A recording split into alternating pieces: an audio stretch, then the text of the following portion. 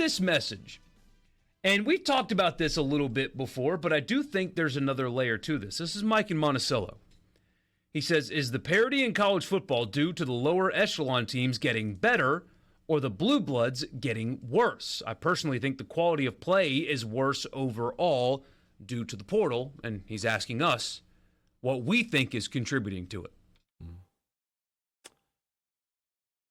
I think the smaller schools are better. I think parity is here to stay in the portal because 4- and 5-star players aren't just going to go sit on the bench at Alabama and Georgia anymore. They're going to go find places they can play. And they can. They can do that now. There used to be a time where you signed with somebody, and if you wanted to, get out of there, you probably weren't going to be more than a junior before you got the chance to leave. And then you had to sit out a year. It just wasn't worth it. Now it's just automatic. So I think we're going to see things like this every year where, the top schools are still the top schools, right? Georgia, Texas, Alabama, they're not really going anywhere. Alabama is going to take a little bit of a step back, but they're still going to be in the mix. Ohio State, Oregon.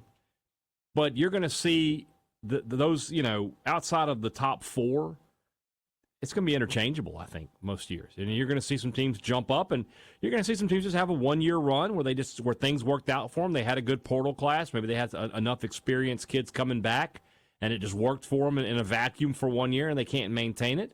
You're going to see some new teams who become a little bit more consistent in that area. I think this is the new face of college football. Is we're going to see just a touch more parity.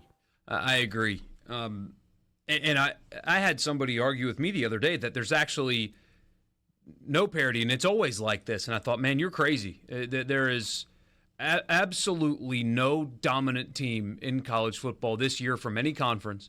There is no way that you could convince me that the team of your choice is winning the national championship. Like, hey, Texas is the best team in college football. They're going to win. No, I disagree. Why? Because this reason. They gave up 40% pressures to Vanderbilt when they played in Nashville. That offensive line's a problem. Georgia, quarterback, turns the ball over too much. Wide receiver group, not that impressive for Georgia. Struggle to run the ball. You can do this with every single team. You could give me a list of 15 teams and say any of them can win the national championship. And for the first time, I would be like, yes, I agree. I agree with you. In years past, it was 3 or 4. Yeah. And you knew it, who they were. You have no idea who they are this year. Not a clue. Yeah. And it's going to be because of the nature of the playoff. In one game, a good team can go to Ohio State. If Georgia ends up as a 5 seed, a good team can go to Georgia and win a game.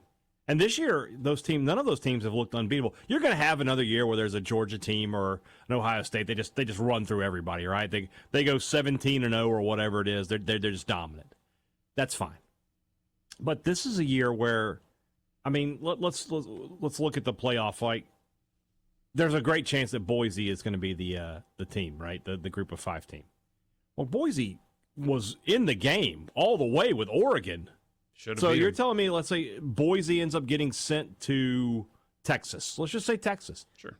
Boise can win that game. Mm-hmm. They can win that game. So you got some upset potential in there. I think in the end, like when we get to the semifinals, chalk will probably hold, right? For the most part. You probably have 2. It'll probably be Oregon, Ohio State, Georgia, Alabama, Georgia, Texas, whatever. So I don't know why. I this is my brain. I can't get Alabama out. I know Alabama's not going to do that. But I can't get them out of my brain because it's Alabama. But I think first round, you're going to have at least one upset. I think you're going to have one home team go down in the first round. I agree.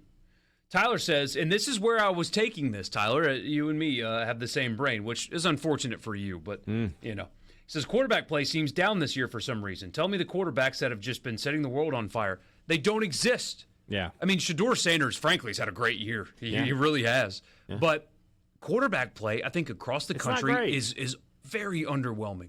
And it's odd, right? Because you brought back some elite quarterbacks, or at least guys we thought were elite.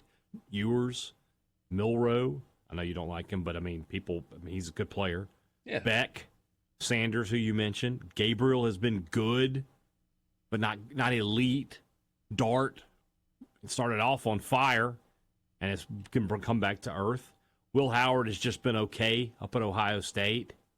And there just hasn't been one guy that just stands out above the rest for everybody else. And I don't know why that is, but that is a big reason. Because if you have a really good team, you have a Georgia kind of roster, and you get elite quarterback play, you're almost unbeatable. Yeah. But they're not getting it right now. They're not getting it, yeah. Beck has 8 turnovers. Yeah. 8 interceptions. Yeah. And they've been poorly timed, too. I mean, like really bad interceptions in really bad spots. Mm-hmm. Which I guess none of them are good, but I think his are especially egregious. But, yeah, look at the top teams. I mean, Cam Ward's having a really nice year, but he has struggled lately. Not been impressive lately. Mm-hmm. I mean, Kyle McCord's second in the country in passing yards per game. Dart's fourth. Garrett, I mean, McCord had a 3-interception game just the other day. 5 interception game. 5, that's right. I'm sorry. Yeah, 5. Dart, since SEC play, has struggled. Nussmeier threw a bunch of picks and a loss at A&M. So Will Howard, my goodness. I mean, Ohio State can't run the football, but he also has probably the best room of wide receivers in the country and can't move the football through the air. Yeah. That, I think, is as big of a contributing factor as any of this is there are very few, if any, truly outstanding can't-miss quarterbacks in college football. Somebody says Pavia stands out for his toughness and game management is always a negative connotation. I mean, he's tough and he's gritty and all that, but if you want him to stand in the pocket and just throw the football around the yard, he's limited. Like even the most fun story in the SEC has caveats that, hey man, if he's not able to get out and run on you and you make him stay in the pocket, you're probably going to beat him. Yeah. Which Alabama couldn't do. By the way, I don't know if you knew this, Hey Dad. What? Wait. That doesn't make sense what you just said. Alabama lost to Vanderbilt in football this year. Okay, that's crazy talk. That's not. What you just said isn't possible.